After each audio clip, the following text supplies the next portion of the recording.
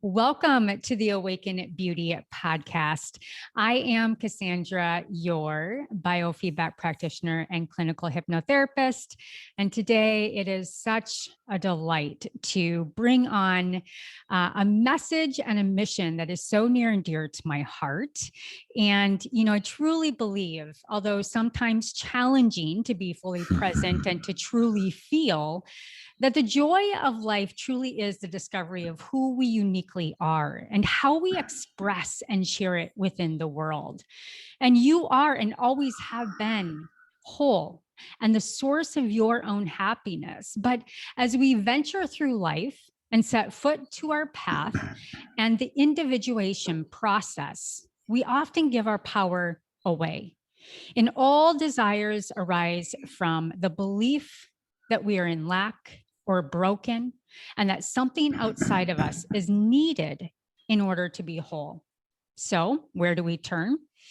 We seek short-term approval while we pile on the self-help books, the courses, the positivity porn, and freebies that make us feel even more overwhelmed, confused, and stuck. So as many of you know, I'm on a mission to break this self-image perception. And today I'm welcoming the incredible GP Walsh to open up and discuss how the exact opposite of what we seek is the way, and how the true nature of creation is totally misunderstood. So please stick around and listen as we explore the actual nature of creation, how you participate in it, and how you become one with that creative intelligence that guides the stars and grows the flowers. So before we jump in, I'm going to go ahead and let you know a little bit more about my friend, my new friend, GP Walsh. So the son of a schizophrenic mother and an absent father, GP's earliest memory is being tied to his bed to keep him from wandering. The years of abuse and the emotional deprivation were offset by a natural gift for a love of truth, as well as an unquenchable curiosity about how it is that people really heal and awaken. And at the age of 19, he was on the verge of suicide, filled with self-hatred, addicted to drugs, and at the end of his hope. And at the dark moment, GP had an extraordinary spiritual experience that was so penetrating that within a few months, his entire life had turned around. And in his own words, my experience as a child made the search for truth and healing more than a philosophical curiosity. For me, it was a matter of life and death. He refers to it as the night on the bridge, where he experienced, as he puts it, original innocence. And since then, he's dedicated his life to learning, studying, researching, practicing, and teaching and healing with the devotion of liberating the soul from unnecessary and self-imposed suffering. So with that said, my goodness, what an incredible journey and a delight to welcome you, GP Walsh, to the Awaken Beauty podcast. Thank you so much. Oh, wow. Thank you, Cassandra. This is really an honor. I'm really overjoyed to be here. Yes. And I will say, to our listeners, I've been on this path, and I was sharing with you before we started, just this addiction, this self-image addiction to the self-help industry. But what you teach and what you've discovered and what you're sharing is so much deeper than just that message, but it's a nice opener because it's often the path that we take. And I love your story in your bio. And, you call it innocence, which it absolutely is. And when we come back through that, let's call it the hero's journey, I had somewhat of my own experience where I call it, I came back to my point of origin. So I'd love to hear more just about, this path that you've created for others and kind of stepping off of this creation orientation versus an egoic orientation and the importance of knowing the two. So just tell us a little bit about you. Well, you kind of said it all. I was 19 years old when I had that experience. It was unsought. I was not particularly interested in spiritual things. I was a rock and roll drummer, for crying out loud. That was what life was about. But I was in more pain than I even realized. because of the nature of my childhood. I never felt relaxed. I never felt safe. I never felt at home. I never felt loved. These things were completely foreign. I had no idea what they were. It was always vigilance and protectiveness and defensiveness, and I survived on my wits. I was a juvenile delinquent at 12 years old. But when you're a kid, you just kind of take it all in. You don't know anything. You don't know what it is. This is all there is to life. You don't know you're in pain. You don't know that it's not supposed to be like this. And so I did whatever I could to compensate for it, which was the drugs and all of that and the like, and just all of it just kind of coalesced in this moment where I was just done. I was just done, and it was extremely painful. It was an experience I had where my body just went paralyzed. I couldn't move, and I thought I was dying, and then suddenly something took over, and I got up and walked down the street, and completely out of my control, which was the phenomena about it. I mean, I had no control over my body, what it was doing when it actually took me to this rendezvous point, and then showed me in a way that was deeply, deeply profound, that there was at the center of every single individual, including myself, an original innocence that had never been touched. Mm-hmm. It had never been corrupted. It had never been polluted. It had never been conditioned. It wasn't, and all of this other stuff wasn't who I actually was. It's who I believed myself to be. But this is belief at a different level than just thinking. I mean, it's embodied in the nervous system. I call them energetic assumptions. It's embodied in behaviors. It's embodied in sensation, the emotions, the thoughts you think. I mean, it's what's governing all of the activity that makes up what we call ourselves. And mistaking that your conditioning for yourself is the ego. That's all there is to it. It's believing that I am that. So then when I believe that I am my conditioning, I take that on. I become that. I act it out. I think that way. I desire that way. The things I want to do are all dictated. And yet there's this feeling of like, something's wrong. Something's off. This isn't my life. Because it isn't. It isn't your life. It's the one that you had to live in order to survive. It's just the natural adaptation process of the nervous system, which once it's adapted to it and it becomes automatic behavior, the thing that actually successfully keeps you alive when you're young then completely makes your life miserable and dysfunctional when you need the inner resources and you don't have access to them. That initial revelation at 19 years old, which is 50 years ago now. Wow. Yeah, it's amazing. Almost to the day. It was like in the summer of 1971. Was not an automatic, that was it. It was, rainbows and dolphins from that point on. It was, there was kind of a honeymoon period where everything was just going right and I couldn't do anything wrong, followed by about a decade of absolutely nothing working at all. And I found myself having to dig more deeply into what was really behind all this. When I grew up 19 years old, I was a kid in a small town in Illinois, and nobody knew about psychology. I'd never heard the word enlightenment. I'd never heard the word yoga. I'd never heard the word conditioning. These were completely unknown to me. Maybe some people on the West Coast or some university somewhere, but not me. And so there's so much I had to learn. I embodied all sorts of different spiritual traditions, mostly the metaphysical, the mythological. I saw recognized the hero's journey in biblical stories, and started because I wanted to know what the hell had happened to me, right? Mm-hmm. What was this thing that I had experienced? Because I had no criteria. I had no way of understanding it whatsoever. So I started with what I knew, and then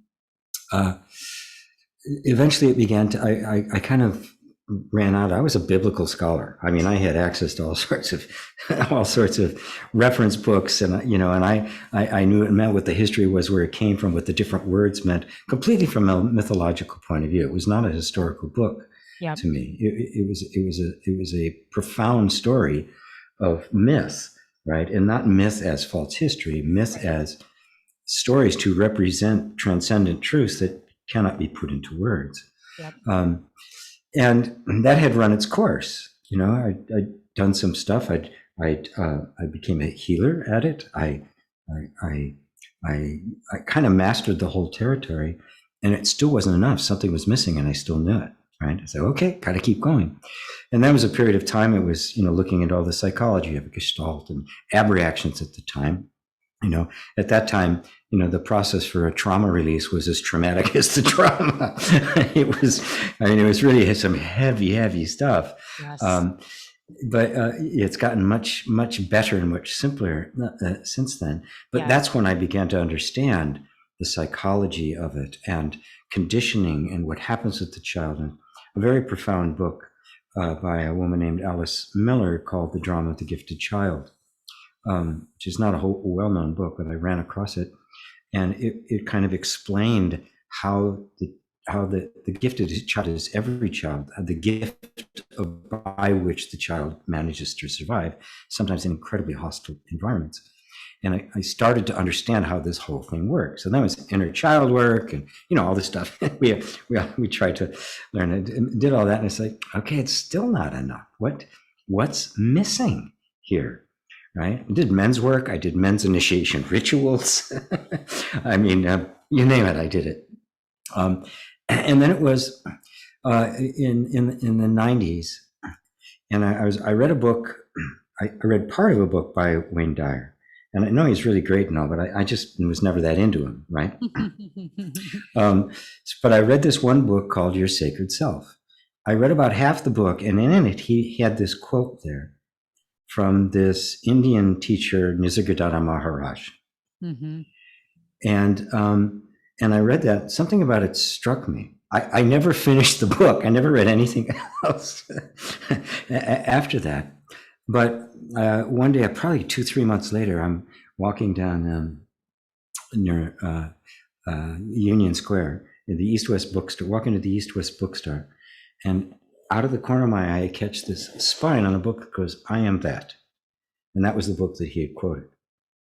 And I grabbed it and I bought it, and it took me 2 years to read it, because I would read like 2 sentences. My mind would be blown and I'd have to just put it down and sit with it, sometimes for days. It was so profound. It was so right to the point. It was just absolutely there in black and white. And there it was. There was exactly the answer.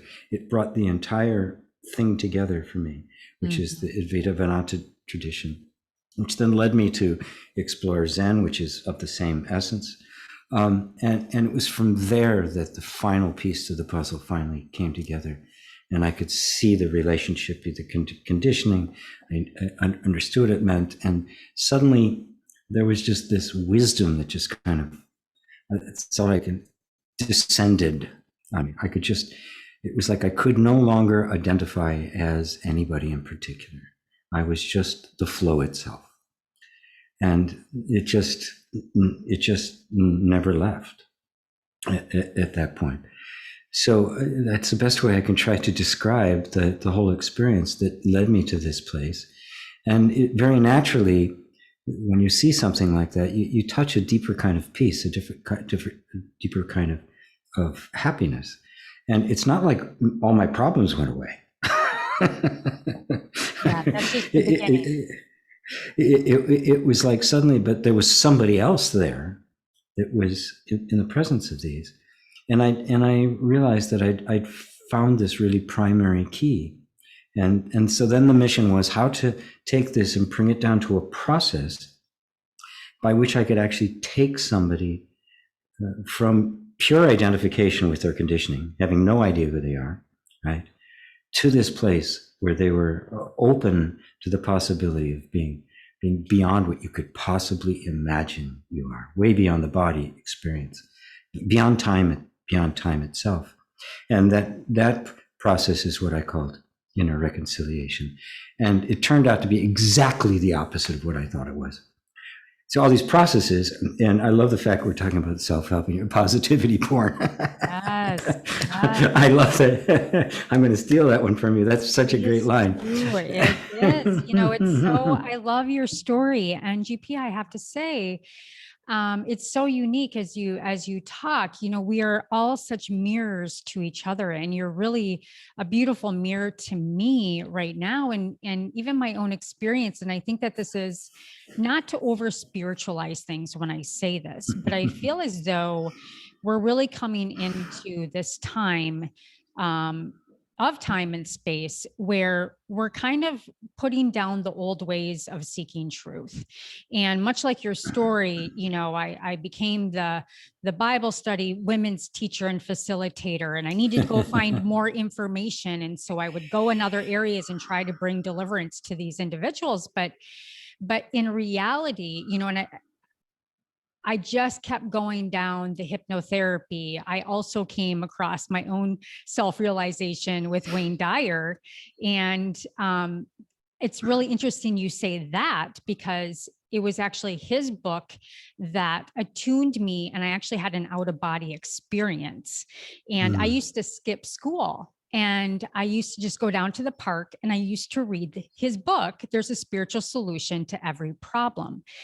And at that point, I had my first out of body experience, and it just did not stop there, right? But we go down every maze and new insight that we can to find this desire of self. And going back to this book, I just pulled it up, and it says, "I am that," is that it was his mission to guide the individual to an understanding of his true nature and timelessness of being. And timelessness is what sticks out to me, right? Consciousness.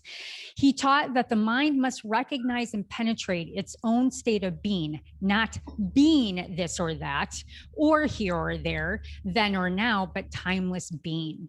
And for people to sit with that simplicity, our human mind wants to overcomplicate, over spiritualize, go find, the right way so that we can feel validated. And it's really as simple as that. So when you speak about inner reconciliation, this is such a big piece of your work. Can you go into that a little bit more and unfold that for us? Sure, I'd love to. I could tell you the story about how it started. It's actually pretty funny. It's a comical story. It was, again, one of those unsought experiences that kind of jumped out at me. Because I'd understood all this stuff. I'd even understood, had the whole wisdom experience. And, I just was not the same person. This guy wasn't here anymore. And I was running into a particular obstacle in my life. I had transitioned from all the stuff that I'd done all sorts of things in my life to just doing this full time, just teaching this and coaching people full time. And but it was just like stuck. Nothing was moving. It was I was stuck in the mud. And but one day I just got completely fed up. So okay, I give up. And I just kind of sat there and put my hands in my lap and said, "Okay, I surrender. I don't know what to do." And I just closed my eyes for a second, and all of a sudden this vision came. It was like a waking dream, quite mythological in nature. Mm-hmm. And I found myself sitting at a table, a conference room. It was in like a business setting, and all around the table were Secret Service agents. These guys in black suits with a white tie, or blue black tie and white shirts and the thing on their ear, and they all had sunglasses on. And there was one right here, just right in my face. Right, it was kind of like Smith from The Matrix, right? Yeah. And and I'm like, okay. All I can say is Secret Service men and reconciliation spiritual process is not clicking yet, but continue to go on. Yes, I know. It's like, okay, where's this going? All right. Yeah. So I go, well, who are you? Who are you? And he just gives me this blank look. Okay. Well, why are you here? Now that he could answer. It's like, we're here to protect you. I said, to protect me? He said, yes, to protect you. From what? From everything. Everything? Everything. There's danger everywhere. I said, really? Everywhere. He was just absolutely adamant. I go, okay, but what about me? He says, you're the worst. We have to protect you from you and everybody else from you. Wow. Okay. By this time, I had enough experience, the mythology, the whole path, the archetypes, and all of that. So I realized I was talking to a disembodied energy. I was talking to my safety mechanism that had basically taken form in my consciousness like a dream. And I said, okay, all right, I get it. You have to protect me and everybody else, right? That's right. He said, and you're right. I've done a lot of stupid stuff. Oh, yes, you have. I said, okay, I get that. And then I said, all right, I know you got to protect me, but is it possible? It's really hard to do anything with your right here. I said, would it be possible for you to protect me like outside in the next room? This look comes over his face. Okay, but we'll be right outside. That had ended, right? And it was just like all of a sudden this weight came off of my chest. It was like, what the hell just happened? But within 3 weeks, I had started a podcast, ended up with like 25,000 downloads a month. All of a sudden, all the obstacles started to dissolve, right? And what I had done, see, in self-help, personal development, all these kinds of things, as well-meaning as they are, they start from the premise that there's something wrong that you have to get rid of, right? And then I realized I don't have to get rid of anything. I have disowned key parts of myself thinking they were an enemy. Right? I had characterized it as a problem. And because I wanted this, and it felt this was in the way of it, I had created a conflict where there wasn't one. And suddenly it was like, they need to be reconciled, not pushed away. You can't push them away.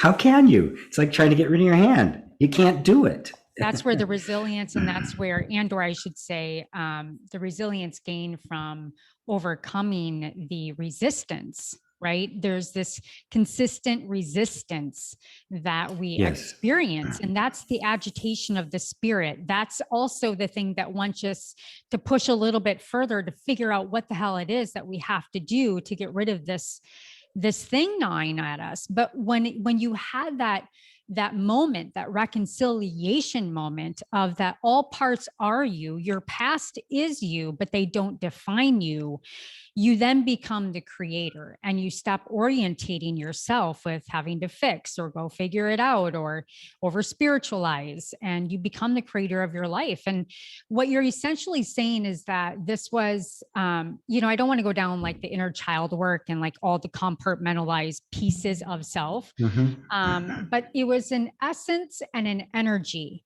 as a part of you, as a protector.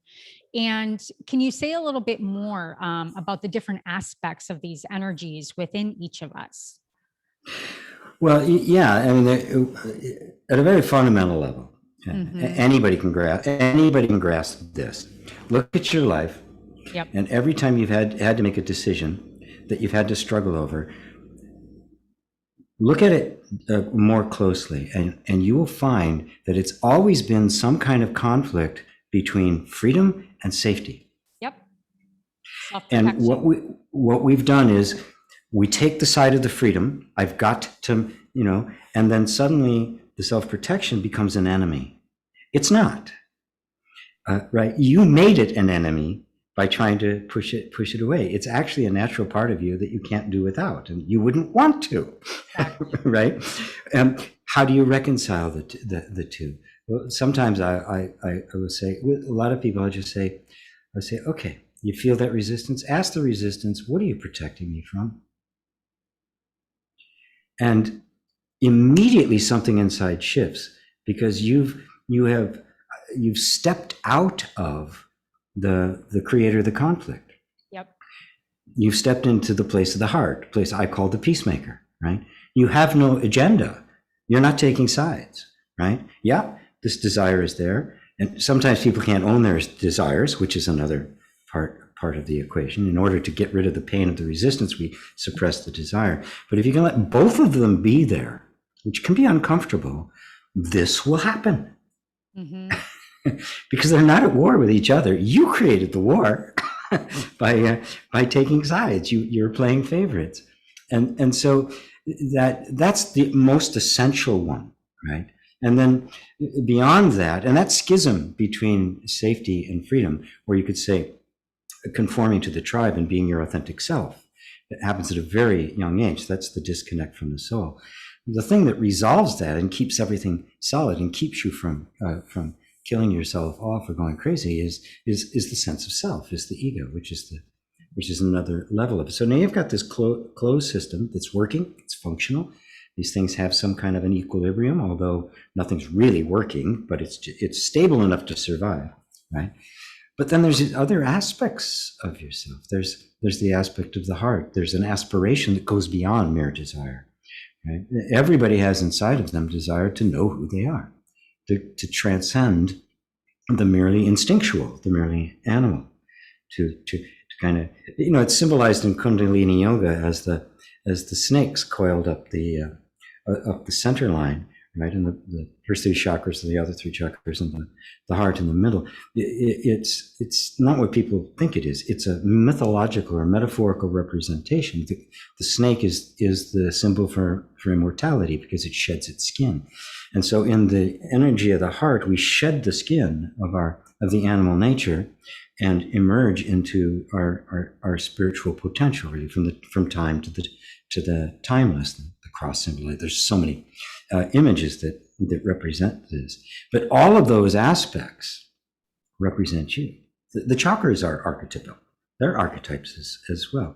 They are aspects of yourself that, when you step back into that place that has no issue with any of them, the whole thing begins to integrate, right? And you're like, suddenly you're an artist and you have all the colors available to you, not just two, right? You just perpetual blue period, right? I mean, you've got them all. You can have all sorts of infinite variation in shade and nuance that you don't have when you've disowned these key parts of ourselves. So the reconciliation is a recognition that whatever you are feeling is natural. There's no such thing as a negative emotion. There is only natural emotions that got bad press, that have been categorized as such. Right? And the categorization is part of the process of suppression. It's all part of how the whole thing works. But this is you're really reconnecting to the whole of you, your true nature, which can then take you beyond the physical form, beyond the sense of a personal identity, into right up to the throne of God, which is where you belong, actually. So I hope that answers it for you. I can go off on this stuff all day, but it becomes a way for me, because it was a spiritual journey and a journey into Advaita and Zen, a non-dual approach. It's a spiritual path as well. It's not an end run. It's not trying to bypass all of this. It's a reconciliation of this, which leads you right back to the source of your being, opens up the whole psyche to be able to ask the biggest question of all, which is, who am I? Mm-hmm. Who am I beyond the mind, beyond the body, beyond this life or millions of lives? Right? Who is the essence of me? And that question can't be answered without the right kind of preparation. And it cannot be answered while you're busy suppressing all the different aspects of your human nature. It is a reconciliation of the spiritual and the human. As the Buddha put it himself, he said, the ordinary human being is the Buddha. Mm-hmm.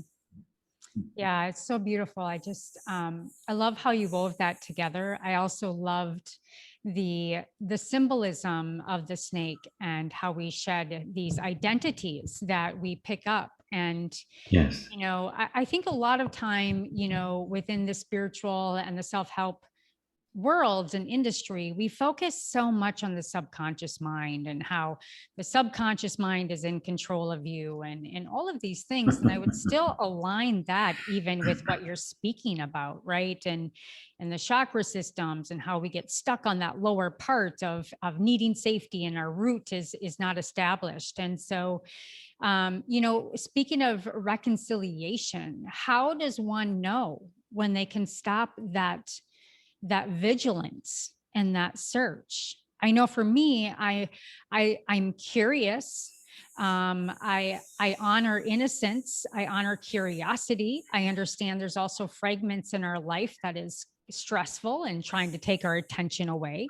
But it always is as simple as it is coming back to awe and to wonder and to innocence and curiosity and self-awareness and self-inquiry, not to berate myself with questions. Where did this thought come from? I need to go chase it down. And where is it planted in the subconscious mind? Because we know we have the hologram of the body. We know there's dormant stuff in there. But I really am a proponent of, as things come up, allow them to come up, sit with them. And to exactly what you said, we try to give our emotions. And what I love what you said, we are the ones that give them the bad press, right? Yes. So I to lean into this question, how do you know that you've come to that inner reconciliation? Because the sense of conflict is gone. Yes. There's a sense of equanimity. Yes.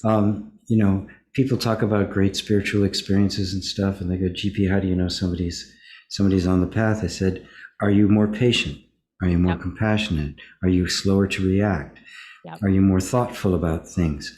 Do things not bother you as much? That's the sign. That shows that the deepest spiritual insights are penetrating and colonizing the nervous system, and very naturally bringing about the dissolution of the false patterns. Yes.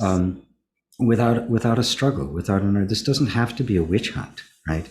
I don't agree with psychoanalysis. Yep. And I had, I'd studied all this stuff, and I thought I was so smart. I mean, I had this, I could read anybody and all that sort of stuff. And it's like, it still isn't working. What the hell's going on? And then I realized that after that experience, and I started working with it, I said, Jesus, I don't know anything, and I don't need to.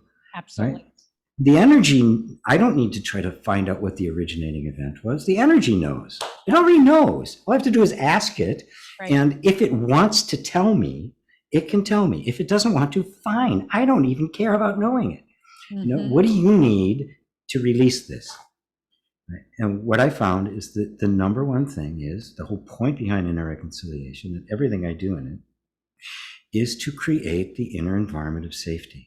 It was the environment of danger that caused the schism in the first place. The only thing that's going to heal it is to create an inner environment of safety, which means you have to become safe for yourself. Exactly. Which means you give up, you let go of all the way you think things should be, what you thought it meant, which is what all the, the self-help chasing and fixing, you just put all that aside and just sit with yourself with no agenda whatsoever. Everything's allowed. Everything's okay. I'm just going to be present with myself as I am right this moment. The other term for that, unconditional love, which is the only thing that's ever fixed anything. So right? All of if you can get to that point, you don't need to know anything. Mm-hmm. The wisdom of this, when the water comes out of the mountain, it doesn't need a GPS to find the ocean. Yep. Right? You take away the obstacle, and the biggest obstacle is your own insistence that things be different than you think than they are. You think they this way, and they are this way. You're arguing with reality, which is always a losing affair. And somehow I'm supposed to make this happen. But if you drop all of that, and you're simply present with what is, you find the Tao. You find truth, you find the benevolence, you find life, you find the peace, you find the happiness that's been sitting there the entire time. And it is just, what can I say? It's Path of least resistance. I love that the symbolism also is allowing the water to flow, and I often think about that symbolism as this, not it's equal parts of that feminine and masculine, again, not to over spiritualize that whole phenomenon right now too. Yeah, that's a very in thing now. Oh yeah, like everybody's about the feminine. This is the world of the feminine. Yeah. I'm glad I'm Yes. feminine, but but I like the visual of that it still needs structure, right? And we still need that honor structure, and that masculine is kind of that built boulder on the side to allow that feminine and that flow to come through. And both of these parts Yes. play together in their own timing. In what is needed at the moment, they show up if you allow them. Yes. So, In just the right proportions. yep. Right. I mean, sometimes there needs more than one than the other. And it's actually kind of a reduction to call it masculine and feminine. And it gets us confused with gender as if they were qualities that belong to a particular body type. They got nothing to do with it. But, you don't have a river without a riverbed. You need the water and the riverbed. And you could think of it as the masculine and feminine. You could think of it as the solid and the ephemeral. You could think of it as the spiritual and the physical. And those are all different words to get at what in fact is completely beyond words, which is this flow of opposites that has no actual point at which one becomes the other. You can't find a division between the two, right? There's no, here it is, here's masculine, here's feminine. There's just nothing but a continuum. Right. And so at one side it appears more masculine, another side it appears more feminine, but it is both and neither. At the same time, it goes beyond words. The mind cannot grasp true oneness, and so don't bother trying. Absolutely. Right. So we express it in terms of form and emptiness, male and female, light and day, or light and night, or light and dark. We express it in those terms as a pointer. Yep. Right. But the actual experience of it is yourself. Yeah. Your own experience of being. I am. That's it. So that is the convergence of the whole. I am that, as the book said. Well, I am going to be picking up that book, and I just love that. And the river needs a space to go to, and so tapping into that imagination and that innocence and what you want to create in the world. And I often talk about the infinite game, and the infinite game is not the finite game, which is there's a book about it, but it's as simple as we play the infinite game in life. And that's what I attribute that river to, is because as a creator and someone that brings value into the world and wants to express that value to help others come to their own sense of peace as they create in this world, is the infinite game. You're always passing the ball on to somebody else to then pass that ball on to somebody else. Whereas that very self-protective, that very vigilance energy is about wanting to create safety. And so it needs to keep something for itself. But when everything can flow through you in that essence, that is when you embody it all. And to your point and your experience, you had the thousands of downloads on your podcast, you had things open up for you, and people again then try to go to, okay, well, what are the spiritual laws of manifestation? There are no spiritual laws of manifestation. You go to Hermetics if you want, but it's just another dialogue that we can have in our mind to bring and make sense to the experience. So I just love it. Correct. Oh, I'm so glad you put it that way. Yes. The experience itself is completely non-dual. It's inexplicable. Yeah, we can put words to it, but, I sometimes call it the power of wow, right? I mean, you imagine it's springtime, it's been winter, you walk through a park and suddenly there's this bush that's completely in bloom and it wasn't yesterday. And there's this moment of just going, everything stops. Yep. In that moment, You and it are one. You're not even there. It is pure experience. Well, then the mind kicks in and wants to describe it and that sort of thing, which is okay, right?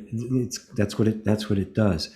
But the actual experience itself is beyond anybody could put into words. Of course, we love to talk about it because we want to communicate, because we love that. But the experience itself is completely beyond it. And Joseph Campbell said, God is the experience of looking at a tree and saying, ah.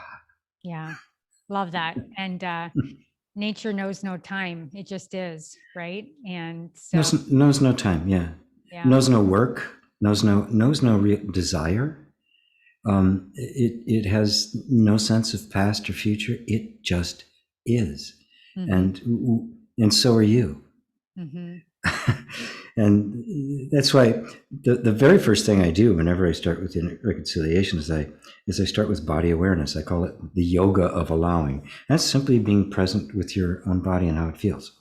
And then noticing that how your mind wants to comment on it, right? And that the mind is, and you can easily see, the mind is always in the future or the past. It's always comparing and judging. It's always assessing. But the body isn't. The body is absolutely here and now. And so if my attention gets centered there, I step into the timeless space. I step right into eternity. Right? And though it looked like a body, but guess what? It wasn't. It was a doorway to a completely different dimension of yourself that is beyond what the mind can conceive. And that's the doorway all the way in to the infinite you. That's the home of what I'd call the original innocence, the unspoiled you. Yeah. Yeah. I love what you said too about it's, the mind wants to go to the past or into the future. And that's just a part of how our brain was developed. I know Lisa Feldman talks a lot about how emotions are made. Well, her scientific view on neuroscience is that the brain is actually a predictor, right? So if you understand that your brain's just always trying to predict its safety, you can appreciate that and just understand the inner dialogue that's going on and come back to what you talked about, the yoga of allowing, just coming back into that sense of timelessness. Yes. Well, see, once you understand that that's what the function of the whole nervous system is, right? And it's not a problem anymore, right? But the very fact that you can sit and look at it and see that's what it is means you're not that. Right. You're something else altogether. You actually are that timeless dimension that is aware of it, that has simply mistakenly identified with the temporal and forgotten that it is the timeless. Yep. And when you see that, it's not a problem anymore. Yeah, of course my mind's going to do that. And I can now choose whether to pay attention or not. Right? It ceases to be interesting. Right? I know that if it really needs to get me out of danger, it'll just grab control and take me. Right? I won't have any say over it. And I'm fine with that. Yep. It actually happened to me. I remember once living in Miami Beach, I step out onto Collins Avenue, right, which is like this busy street running up and down Miami Beach. And I'm lost in thought, right? I'm just going, and I step out into the street. The next thing I know, I'm flying backwards onto the sidewalk, and I become conscious, and there's a bus. Zoom, right past me. Now my body took over, threw my ass onto the sidewalk before it even let me know. Because if it had let me know, it'd been too late. Mm-hmm. I would have been way too slow to do anything about it. It's like, you know what? Cool. You keep doing that. and I'll keep doing this. We got this wonderful little partnership now. It's just amazing to see that it's going to do that. If it really needs to get you out of danger, it'll do it, and you won't have any say over it. So good. I love it. Absolutely perfect. But now I don't have to be engaged in all the permutations about the future and the past. Right. That is the mental activity of cognitively trying to do what the mind, what the cognitive part of us can't do. Mm-hmm. So we don't need to even bother with it. We don't need to know what the future is. We don't need to know what the past is, because when it happens, I will have whatever resources I need to deal with it. Mm-hmm. period. I don't need them in advance. I don't need a bank account of clever things that I'm going to do, should something happen. I don't have to anticipate anything. I'm So totally free from that. Yeah. It's such a nice fluid way to live. You are the Tao. You are the flow. mm-hmm. And the destination of all flows is the ocean. Love it so much. Love it so much. And we are all part of that ocean, but also sit in that ocean at the same time. We're all a drop in the ocean. GP, I want to thank you so much for being on the Awaken Beauty podcast. It's just, I honestly could talk to you for hours. You have such a beautiful voice and a beautiful spirit. And I'm so thankful that we had time today. Just a couple questions, something I always ask guests is, what is something deep, maybe personal, maybe business, whatever it may be for you, that you personally have had a deeper awakening to as of late? Well, I do have to say, everything I share with you continues to blow my mind. Yeah. It's not like, I used to think there was a point at which you were going to know stuff, and now I'm just so enjoying my divine ignorance that there's just this it's just, everything is just like a constant surprise. Awesome. And lately I've actually had to pay more attention to business stuff, right? Which does not come natural to me, and is not something I'm really particularly interested in. But it just comes up and says, I'm here. You're gonna have to take care of this. And you say, okay, I will take care of that. And then it becomes a different avenue in which you begin to see that every aspect of your life is actually radiant with this spiritual reality. There are no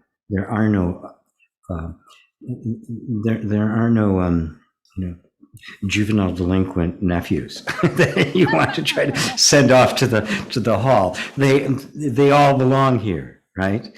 From the most sublime, like we're talking about now, to the most mundane, doing the dishes, or I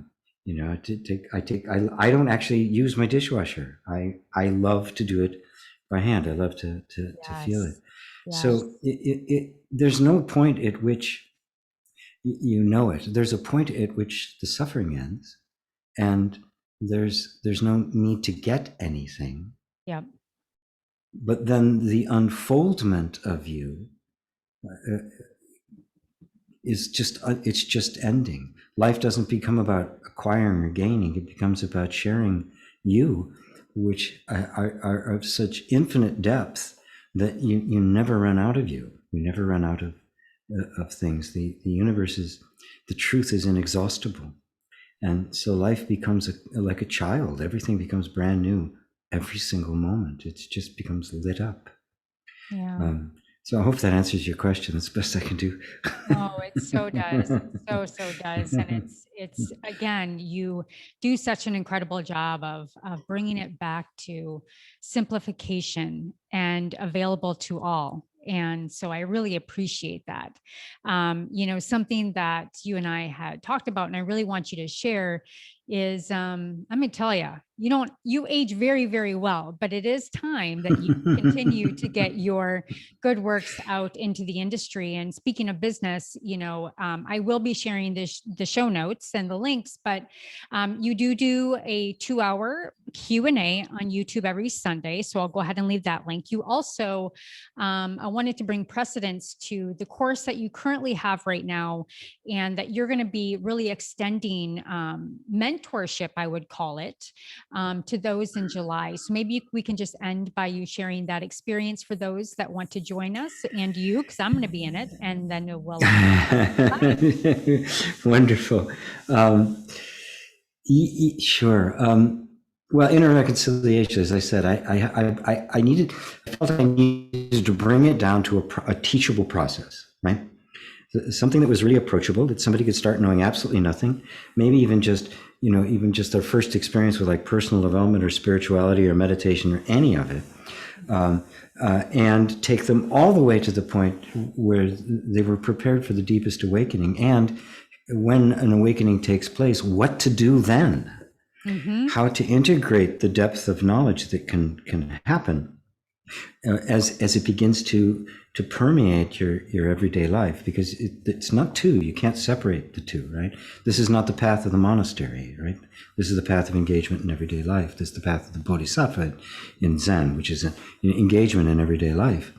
And so I've created, it took me a couple of years to do it, 3 different levels of inner reconciliation, a home study course, right? Which is videos and audios and exercises and meditations and the like. And I have 3 different levels of that. And I'm now planning on doing a live training. It's going to be spread over 8 weeks. I'm asking everybody to take that level 1 of the inner reconciliation home study, and then I'm going to be, basically mentoring them, me and my my senior facilitator, Evan, in really helping people integrate it into understanding how to do an inner dialogue. Right? I break it down to 3 parts: invite, inquire, and integrate.